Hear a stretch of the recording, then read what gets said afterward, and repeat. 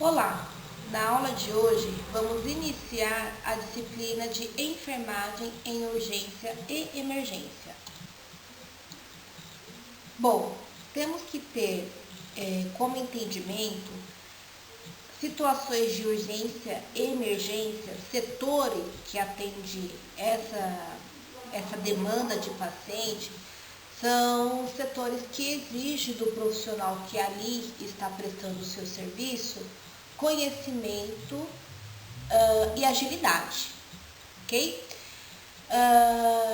Mediante isso, visto que muitos profissionais formados não são treinados como deveria para essas situações, muitas das vezes se deparam com situações emergenciais onde não sabe para onde vai, o que fazer, não sabe estabelecer as prioridades, né?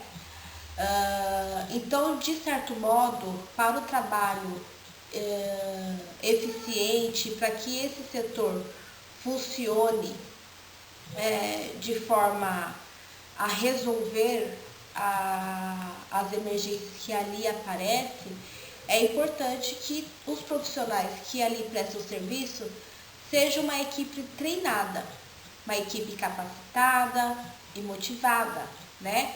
Que de fato irá estabelecer um resultado muito satisfatório em seus atendimentos, ok? Visto que a enfermagem é o profissional que trabalha diariamente com o paciente, é importante que a enfermagem mantenha o seu ritmo de capacitação, de estudo, de prática, né? Para que possa atender a essas necessidades, que possa somar junto a uma equipe que terá como título uma equipe eficiente, uma equipe treinada, né? Então, é importante nós, como profissionais, termos aqui no nosso entendimento e nos nossos objetivos individuais que o processo de capacitação e de estudo ele é algo constante, né? É constante e é fundamental para estar agregando aí na sua evolução do seu trabalho. Vamos falar um pouquinho sobre a qualificação dos setores de emergência.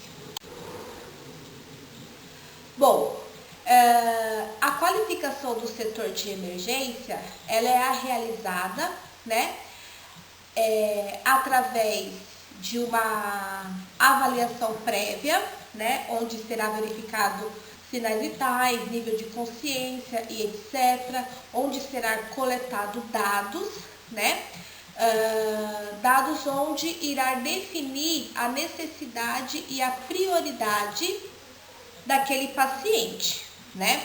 Quando nós estamos direcionando essa qualificação para o paciente, nós denominamos como o protocolo de Manchester, né?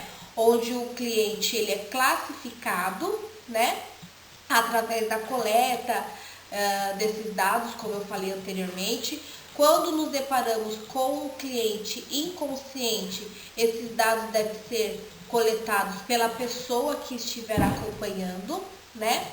E essa classificação ela vai entrar no contexto de emergência ou urgência.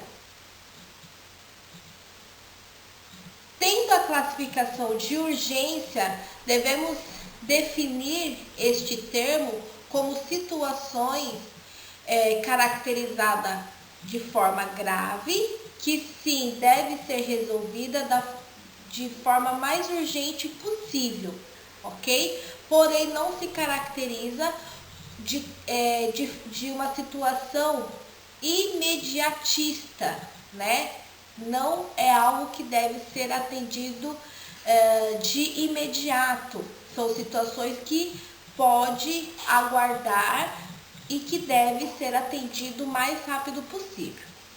Já a classificação emergência já é uma situação gravíssima e deve ser atendida imediatamente. Caso não seja atendida, a pessoa pode morrer ou pode ter sequelas irreversíveis. Então é importante saber e ter o conhecimento exato desses dois termos.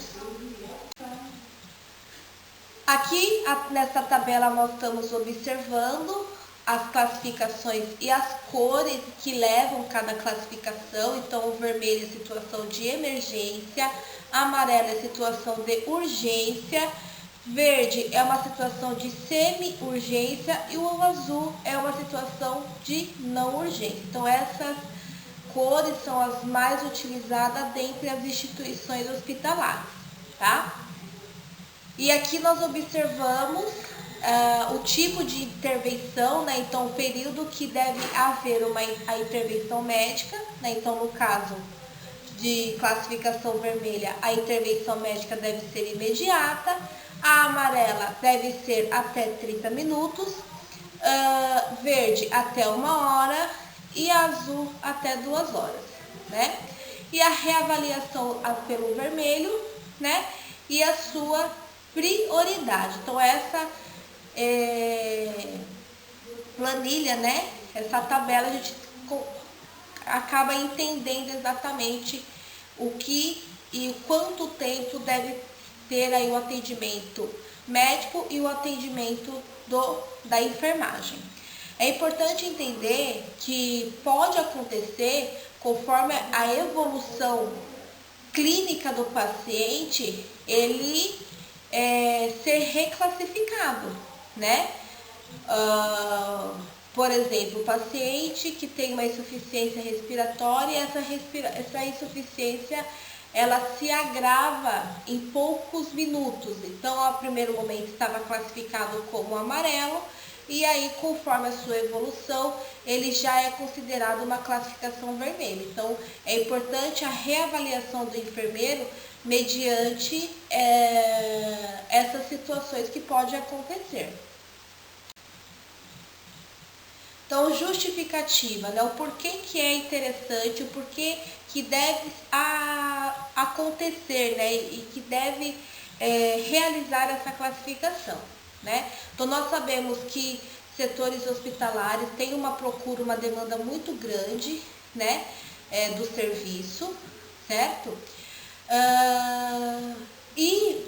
Entendendo que pronto-socorro, setores de emergência têm que atender excepcionalmente pacientes com esse perfil de atendimento, né, de urgência e emergência, observa-se que quando não há essa classificação, há um fluxo de pessoas enorme, né, e que nem todas se colocam nesse perfil de necessidade do atendimento, né? Por ser pronto-socorro, aquele atendimento de porta aberta, né? A classificação ela visa colocar aqueles pacientes que realmente necessitam do atendimento o mais rápido possível, né? Conforme a sua classificação, e aqueles pacientes que não necessitam de um atendimento tão rápido, suas condições te dá a possibilidade de aguardar, então se houve a necessidade de realizar essa classificação, né? Então é importante também a gestão hospitalar de alguma forma esclarecer essa metodologia de classificação, pensando naqueles pacientes que podem questionar o fato de uma pessoa estar passando antes do que ele que está ali aguardando há alguns minutos, né? Então, fazer esse esclarecimento, divulgando essa metodologia, é uma forma de também esclarecer e já responder aquela possível perguntinha, né, que possa vir a acontecer aí mediante os pacientes que estão aguardando.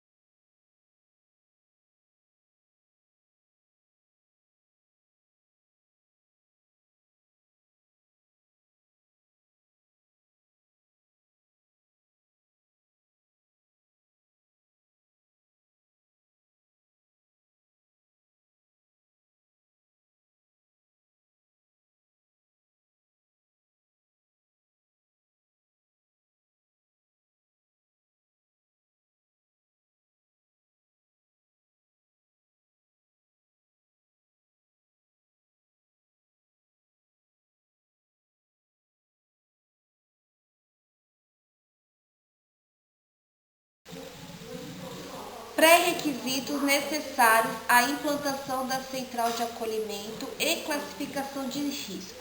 Bom, nessa questão aqui, nós estamos falando já de uma espécie de um sistema, né, de uma central de acolhimento, né, onde essa central vai estar fazendo esses direcionamentos, né, para os atendimentos prioritários e não prioritários, né? Então, para que essa central possa funcionar, devemos ter alguns quesitos necessários, como estabelecimento de fluxo. Então, estabelecer fluxos, que seria o quê? Para onde irei encaminhar os pacientes com necessidade X e aqueles pacientes com necessidade Y, aqueles pacientes que estão em situações de emergência para tal situações, como por exemplo cardíaco, e aquele paciente em situações emergenciais a nível neurológico, por exemplo. Então, esse estabelecimento de fluxo, onde a equipe já vai ter esse conhecimento para onde encaminhar e tudo mais, isso é extremamente importante, tá? Na sequência, o próprio protocolo de atendimento, né? Onde esse protocolo vai estar estabelecido e já vai atender essa necessidade de classificar esse paciente, ok? A qualificação das equipes de acolhimento e de classificação de risco, né? Então, qualificar, treinar a equipe desde a recepção até o segurança de como atender e acolher esses pacientes que estiver na procura. Deve conter o sistema de informações para agendamento de consultas e encaminhamento, né? Sendo esses agendamentos tanto a nível ambulatorial como a nível de especialidades, né? E assim realizar os encaminhamentos de forma correta, né? Então, o paciente está necessitando de X consulta com X especialista, então é para lá que ele deve seguir. Quantificação dos atendimentos diários e perfil da clientela, sabendo também o horário de pico de atendimento. Então, saber aí a quantidade de usuários, né, que está sendo atendido. Adequar a estrutura física, no caso aí da instituição, né, do prédio, né, adequando a estrutura e a logística para ter o atendimento para situações de emergência e para situações de pronto atendimento, tá? Então, quando a gente fala de central de classificação, estamos falando do quê? De um local onde possivelmente será prestado os atendimentos imediatos, e aqueles atendimentos que não são imediatos, que necessitam aí de uma especialidade, de um especialista, enfim, ser encaminhado para a instituição que vai atender esse paciente, que no caso aí seria o fluxo, né? Então, como eu havia falado anteriormente, tá? Pode acontecer de eu ter o atendimento emergencial, estabilizar esse paciente e colocar ele na rede de fluxo que vai literalmente resolver a situação dele, por ser um paciente que necessita de um acompanhamento a longo prazo e assim por diante, ok? Então, a central de acolhimento, de classificação de risco, ela funciona com essa dinâmica. Bom, pensando em também facilitar o trabalho da equipe que atua nos setores de emergência, é vista a necessidade de separar, né, ainda dentro desse setor, né, fazer uma separação utilizando os níveis de complexidade, né? Fazendo este trabalho de separação, de fato será otimizados os recursos, o trabalho em equipe, né?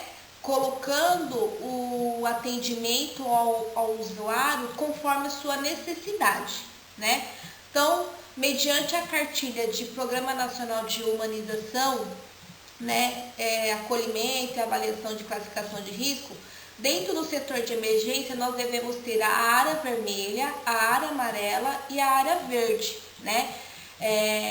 Acredito que alguns alunos ainda não viram, mas vão estar observando que muitas das vezes eles denominam algumas áreas dentro de emergência, colocando, por exemplo, a área de choque, né? Que seria o quê? A área vermelha, né? Que é a área destinada ao recebimento dos pacientes em emergência e urgência, para que nessa área faça a estabilização desse paciente. Depois dele estabilizado, ele vai para a área amarela, que é a área destinada a esses pacientes que estão sim críticos ou semicríticos, mas que já estão aí em estabilização. E temos então a área verde, né? Que é a área daqueles pacientes que não são críticos, que estão ali em observação ou que estão aguardando uma vaga de internação ou de remoção, ok? A área azul é aquela área destinada ao atendimento de consultas de baixa e média complexidade, né? Então, visto o funcionamento dessa logística, a gente consegue observar, né, que seguindo à risca essa classificação, com certeza o atendimento ele vai ser muito mais eficiente do ponto de vista da equipe e também do ponto de vista da necessidade do usuário. Dentro do consultório de enfermagem, onde se inicia todo o processo de classificação e também de alguns procedimentos, é necessário alguns materiais, obviamente, alguns materiais, né, alguns equipamentos aí que possam ser necessários para um atendimento de urgência aí que possa vir a acontecer. Então, essa é a listagem dos materiais que deve conter nesse consultório, né? Onde muitas das vezes se faz uma avaliação primária, baseando aí nas queixas que o paciente está relatando, né? E, se for necessário, após essa pré-avaliação, né, que é a avaliação primária, se encaminha para fazer uma avaliação mais criteriosa pelo enfermeiro. É importante ressaltar que é necessário um profissional capacitado para estar fazendo essa avaliação, né? E essa classificação, tá? Mediante esse atendimento inicial, né? O paciente ele vai ser encaminhado para fazer essa classificação de risco, né? Onde essa classificação será baseada nos seguintes dados: situação, queixa e duração, né, de dor, por exemplo, faz uma breve busca aí do histórico desse paciente, onde terá uso de medicações, se faz uso, se tem doenças pré-existentes, etc. Faz a verificação de sinais vitais, né? Onde será buscado aí, onde terá como finalidade verificar se está tendo alguma alteração, enfim. E a verificação de glicemia, eletrocardiograma, se for necessário. É importante entender que a classificação de risco ela é um pouco mais detalhada do que aquela triagem básica que é feita na porta do pronto atendimento, tá? Então, a classificação de risco é como se fosse uma triagem muito mais detalhada, né? E aí, após essa busca desses dados, a classificação se dará através dessa sequência, né? De vermelho, onde o paciente necessita de atendimento imediato, amarelo, com atendimento o mais rápido possível, o verde com uma prioridade 2, não muito urgente, e o azul, que são atendimento por hora de chegada, né? Pacientes que necessita apenas de uma consulta, né? Então, situações de baixa complexidade, ok? Então, basicamente, é assim que funciona a classificação de risco, né? Então, só para a gente finalizar esse assunto, a classificação de risco é uma situação onde envolve mais detalhamento, né? Então, é como se fosse uma triagem muito mais detalhada, ok? Então, para a aula de hoje, eu vou deixar aqui em anexo um artigo acadêmico onde estará abordando o perfil de um profissional que atua no setor de emergência, visto, como dito no início da aula, um perfil de um profissional com conhecimento técnico, né? E também com habilidades, né? Com agilidade, ok? E aí estaremos fazendo aí uma resenha mediante este artigo acadêmico, ok?